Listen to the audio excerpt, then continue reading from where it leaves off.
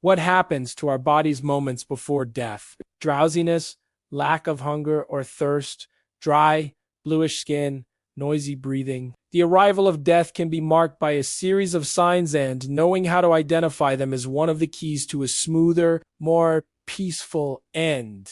If death is the only certainty we have in life, a widespread lack of knowledge about what actually happens when the end is near is striking. Palliative care experts interviewed by BBC News say that even doctors and other health professionals often do you want to know how to act at this moment and resort to procedures that are superfluous, hindering rather than helping. The process known as the active phase of dying occurs during a person's final days or final hours. Obviously, it's not the same for everyone, and it's generally related to long-term illnesses like cancer and dementia, in which a person spends months or even years undergoing treatments until they reach a point where the organs and systems that make up the body are no longer capable of sustaining life. Below, understand the most common manifestations of imminent death, why they occur, and what can be done to make this event smooth, with minimal discomfort and meaningful for those who leave and those who remain. Disconnecting from the earth. According to doctors, a leading figure in studies on aging,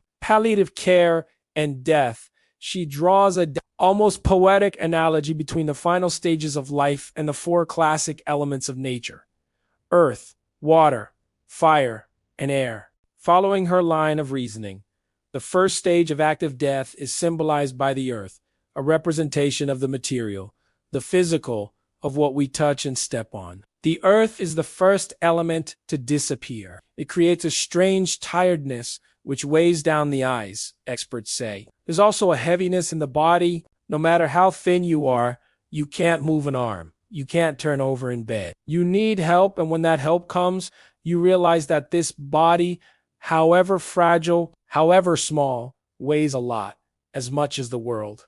It's common for the person to become more withdrawn, drowsy, and enter a state of unconsciousness for a few moments. Here, their body is beginning to gradually shut down, so some organs or systems function more slowly and are no longer relevant. Doctors compare this moment to the lights being turned off in a building or the machines in a factory turning off. One of the first parts of the body to enter this slow motion is the digestive system. A person who has entered the active phase of dying naturally has less need to eat or drink water, and they no longer feel hungry or thirsty as before. As a result, the need to go to the bathroom also gradually diminishes. Another typical sign at this time is skin changes, which become increasingly pale and cold, in addition to occasional swelling. The skin may also take on a bluish or purplish hue, especially on the extremities, such as the hands and feet and the lips. This is normal and indicates that blood circulation is also slowed down, even if the person is drowsy. Doctors encourage family and friends to take time to talk and gently touch their loved one's hands and arms. Studies indicate that senses such as hearing and touch remain active, and this contact can be a source of comfort. Gently touching a loved one's skin and talking calmly to them is one way to promote well-being.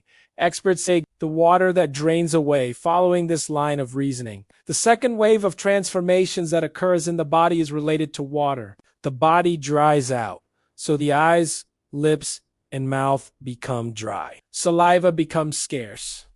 According to the specialists, most of the time, intravenous fluids aren't necessary to rehydrate the body. However, it is possible to increase the comfort and well-being of the person about to die with some basic measures, such as moistening the lips with a cotton ball or damp cloth, applying eye drops to the eyes, and applying moisturizers to the skin. It's important that these precautions are always discussed with healthcare professionals so that everyone is aware of what is being done. Another common concern during active dying is pain.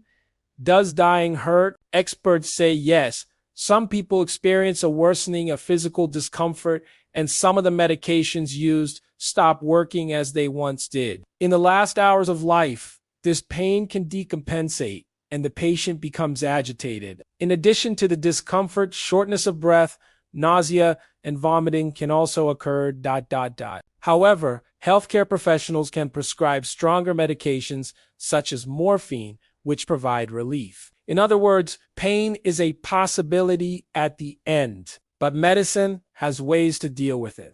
Both healthcare professionals and the family need to be aware of these possibilities and keep everything organized, such as having medication doses nearby and knowing the best ways to administer them to avoid very unpleasant symptoms, adds the doctor. Having a therapeutic arsenal prepared to avoid unpleasant symptoms at the end of life makes this moment more gentle for everyone involved.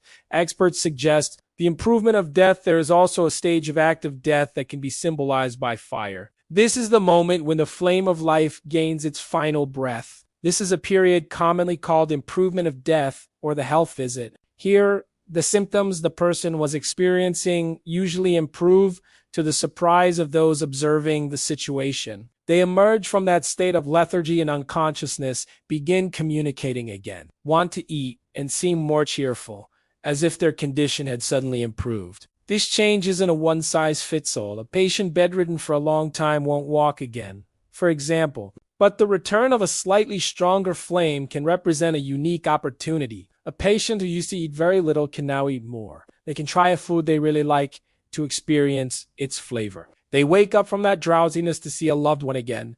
The specialist emphasizes this can be the moment they can say goodbye, say they love them, receive forgiveness, and apologize to someone. He adds, not infrequently. Family members and the healthcare team themselves want to use this moment to perform tests or interventions in an attempt to extend the person's lifespan. But these measures are often superfluous and to take up valuable time that would be used for reunions and goodbyes. This time should be used to exercise authority, the autonomy to leave your mark, your way of being in the world for the people you love, she points out. This is the time to make a declaration of love, to ask for forgiveness, to forgive, and to acknowledge that it wasn't always possible to do what you wanted to do. This is the chance to express your essence without any reservations, she reflects. The improvement of death usually lasts a short time and soon the flame grows dim again. If our first act in life is to breathe, tatakin air, the last is to exhale, or to return this sacred breath, the breath of life.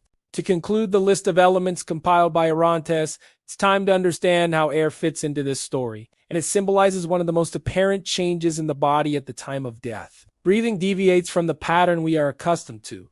Sometimes it becomes quick and short, then long and paused. Sometimes it even seems as if the person has stopped breathing. Other common events at this stage include the mouth remaining open due to the relaxation of the muscles that support the jaw, and very noisy breathing, as if the person were snoring loudly. This happens because during the process of shutting down vital functions, the body accumulates fluid in the throat, which creates a noise when air passes through. This signal can be uncomfortable for those witnessing the scene, but according to doctors, it doesn't necessarily represent distress for those on the verge of death. In some cases, healthcare professionals may recommend aspiration of these fluids or use medications that improve the flow of air in and out. When we are born, the first thing we do is breathe or take the first breath that fills our lungs. And one of our last acts in life is to do precisely the opposite, to return the air in a final exhalation. You can give up this sacred breath that was given to you at birth. If you made good use of that breath, if you had a life worth living, that last exhalation is a gift. She believes then that breath ceases, and you experience silence, the doctor explains. In the seconds after the last exhalation, the heart stops beating, the brain shuts down, and the body's still active cells slowly shut down. That individual's life has come to an end. Doctors always advise people who witness this moment to inform healthcare professionals if they are not around. But there's no need to rush everything. Stay for a moment in this sacred instant, which even seems outside of normal time, she suggests. That person you love has stopped breathing, is freed from matter. They cease to exist in that body and begin to live in the hearts of everyone who loves them. The final portion of life should be treated as something so extraordinary and it is vital that we talk about it more. It's important that people talk about this topic at home so that we can increasingly build a culture that embraces life without excluding death, especially because death is not the opposite of life. Death is the opposite of a process we call birth.